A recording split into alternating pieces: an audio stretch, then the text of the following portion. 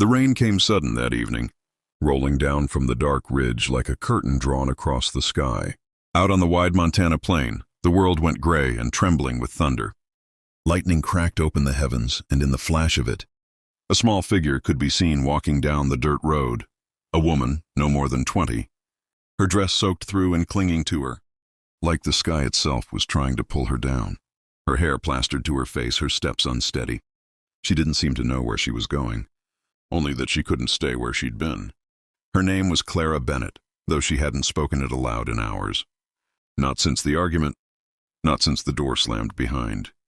Her and the man she thought loved. Her told her to leave. She had run with nothing but a threadbare shawl and a heart full of disbelief. The rain had followed her out of town like judgment, cold and relentless, miles away on a lonely stretch of land where the wind carried only the sound of cattle and the distant howl of coyotes. Jack Callahan was closing up his barn. He was a quiet man, the kind the West seemed to carve from the earth itself, steady, strong, and a little rough around the edges. His coat was heavy with dust and rain, and his dog, Boone, circled his boots with a low whine. "Yeah, boy," he muttered, looking at the horizon where the storm was moving faster than he liked. "We better head inside before she hits." But as he turned toward the cabin, Boone's ears pricked. The dog gave a sharp bark and ran toward the gate, paws splashing through mud. Jack frowned, following his gaze. Through the silver curtain of rain, a shape appeared, small, stumbling, dragging itself down the path like a ghost too stubborn to fade. Jack's heart gave a jolt. He wasn't used to visitors, not out here, especially not in weather like this. He grabbed his lantern and jogged forward, boots slapping against wet ground. When he reached her, Clara was barely standing. Her lips were blue, her fingers trembling. "Please," she whispered, her voice thin as smoke. I need to rest." Jack didn't ask questions, not yet. He pulled off his coat and wrapped it around her shoulders. She felt light in his arms, like she'd been carrying the weight of something heavier than her body could bear. Without another word, he lifted her and carried her back toward the cabin. Inside, the fire crackled low. The table. It felt safe, the kind of safe she hadn't known in a long time. Minutes passed before she could finally manage to speak. "I shouldn't be here," she murmured, eyes down. "You don't even know me." Jack leaned back, studying her face. "I know enough," he said simply. "You're cold, you're alone, and you need a place to dry off. That's plenty for me." She wanted to thank him, but the words caught in her throat. Instead, tears welled up, and she turned her face toward the fire so he wouldn't see. Outside, the wind howled against the windows, rattling them in their frames. Inside, silence settled, not awkward, but soft, like two souls realizing they'd stumbled into each other's orbit for a reason neither understood yet. Jack poured her a cup of hot coffee, his rough hands surprisingly gentle as he handed it over. "Here," he said. "Drink slow. It'll help." The warmth spread through her chest as she sipped, and her breathing steadied. She looked at him then, really looked. The stubble on his jaw, the worry lines around his eyes, the way he seemed more comfortable in silence than words. He looked like the kind of man who'd weathered more than a few storms, both the kind that came from the sky and the kind that came from life itself. He caught her staring and gave a small half-smile. "What's your name, miss?" "Clara," she whispered. "Clara Bennett?" He nodded. "Well, Clara Bennett, you're welcome to stay here till that storm passes. I've got extra blankets and a roof that mostly holds." "Mostly?" she said, managing a small laugh. Jack grinned, the first real smile of the night. "Depends how mad the clouds are at me." Something about the way he said it, simple, warm, loosened the knot in her chest. She'd been running for hours, maybe days in her heart, and now, sitting there with the firelight dancing between them, she felt something she hadn't in a long time, safety. As the storm raged on, Jack told her about his ranch, how it used to belong to his father, how the cattle business had been rough lately, how solitude didn't bother him much anymore. Clara listened, the sound of his voice grounding her like a tether to the world. She thought she'd lost. When he asked what brought her out into the storm, her eyes dimmed. I left someone," she said quietly. "Someone who wasn't who I thought he was." Jack didn't push. He just nodded. "Sometimes leaving's the bravest thing a person can do." The words hung in the air, heavier than thunder. She looked at him, and for the first time she didn't feel weak for walking away. She felt strong, maybe even free. Hours slipped by. The rain softened to a whisper. The fire burned low, and the night grew quiet again. Jack stood and pulled an old quilt from the cedar chest. "You can take the bed," he said. "I'll stay out here by the fire." Clara shook her head. "I can't take your bed. You've done enough already." "Not up for debate," he said, his tone firm but kind. "You'll sleep better in there. Boone'll keep me company."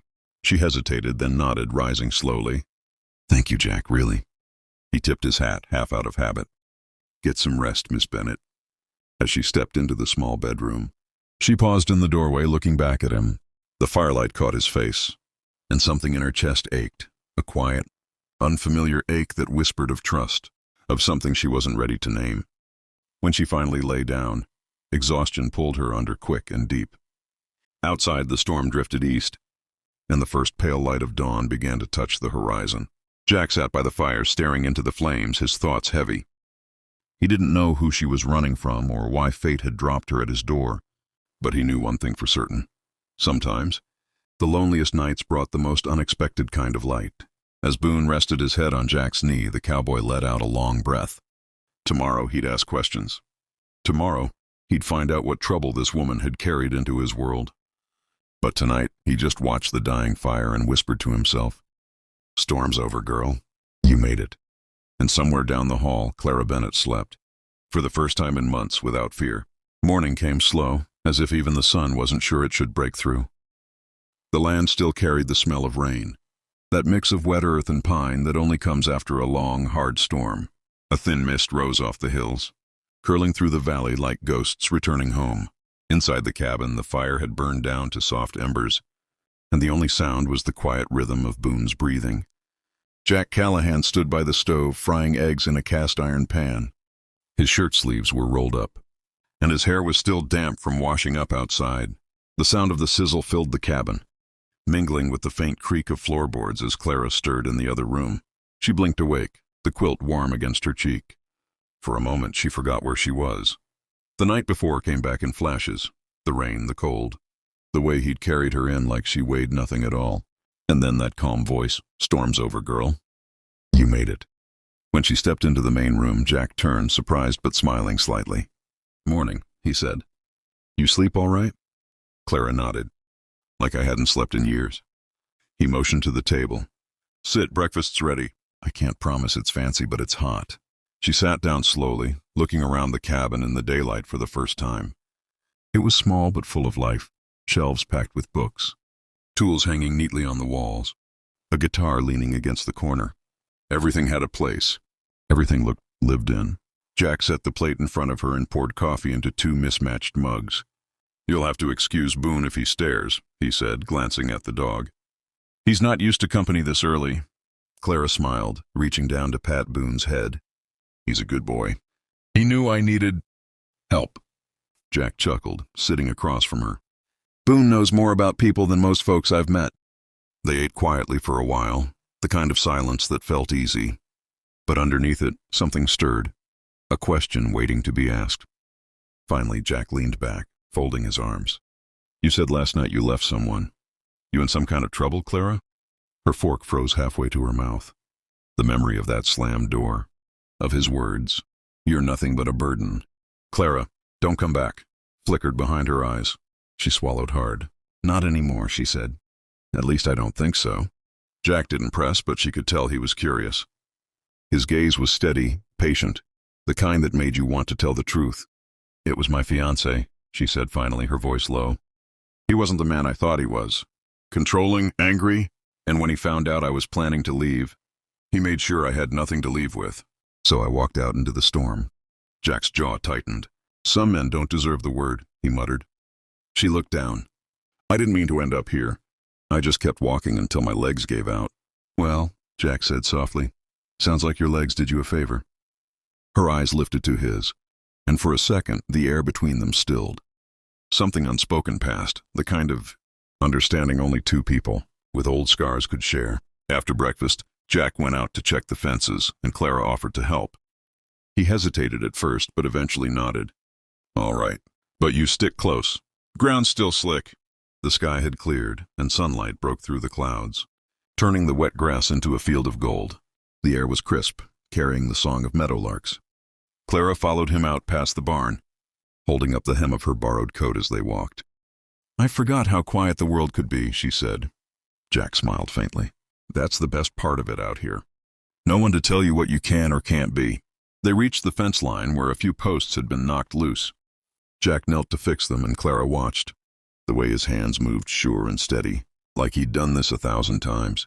There was strength in him, not the loud, boastful kind she'd grown used to, but something grounded, honest. "Why live out here all alone?" she asked after a while. Jack paused, hammer in hand. "Lost someone once," he said quietly. "My brother. We ran this place together till a storm took him. Lightning caught the barn while he was inside. After that, I didn't much care for town life or company." Clara's breath caught. "I'm sorry." He nodded, eyes on the horizon. "Storms take what they want, but they also bring things back sometimes." He glanced at her then, just briefly. Maybe that's what last night was. Clara felt warmth rise to her cheeks. She looked away, pretending to watch Boone chase a bird in the distance. The rest of the day passed slowly. They worked side by side, mending fences, hauling water, sharing. Quiet conversation that felt deeper than most words could reach. Every now and then, their hands brushed by accident. And neither of them said a thing about it, though both felt the spark. By the time the sun began to set, painting the sky in orange and violet, Clara realized she hadn't thought of her old life once that day. For the first time in a long time, she wasn't running. She was living. That night they sat by the fire again. The same as before, but everything felt different now. The storm outside was gone. Yet the one inside their hearts had only just begun to stir. Jack strummed his guitar softly, a low tune that drifted through the cabin like a lullaby. Clara listened, eyes half closed, her head resting against the chair. "Didn't take you for a musician," she said, her voice barely above a whisper. He smiled, fingers still moving over the strings. "I play when the nights get too quiet. Reminds me there's still beauty left in the world." Clara watched him, the firelight dancing across his face. "You talk like a poet." Jack chuckled. "Don't tell anyone. Ruins my reputation as a cowboy." They laughed together, the sound soft and sweet. But beneath it, something was changing, something neither of them could ignore much longer. As the music faded, Jack set the guitar aside and looked at her. "You know," he said, "you don't have to leave when the weather clears. There's work here if you want it. Place gets awful quiet without someone to argue with." Clara's heart skipped. "Are you sure?" He nodded. "I could use the company. And I reckon you could use a fresh start." For a moment she couldn't speak. She thought of everything she'd lost, and everything she might gain if she stayed. Finally she whispered, "Maybe I'll take you up on that, Mr. Callahan." Jack smiled, slow and genuine. Then it settled. The silence that followed wasn't empty. It was full of gratitude, of promise, of something new taking root in the ashes of old pain. Outside, the wind had gone still. The world felt calm, balanced, like it too was holding its breath. When Clara finally stood to head for the bedroom, Jack rose too. "Clara," he said softly. She turned, meeting his eyes. "Storms don't always mean endings. Sometimes they bring folks right where they're meant to be." Her smile trembled, but it was real. Maybe this time they did. She went to her room, closing the door gently behind her. Jack stood for a long moment, staring into the dying fire. The storm had come and gone, but something had changed forever, not just outside, but inside him. And in that quiet cabin on the Montana plains, two souls that had wandered too long finally began to find their way home.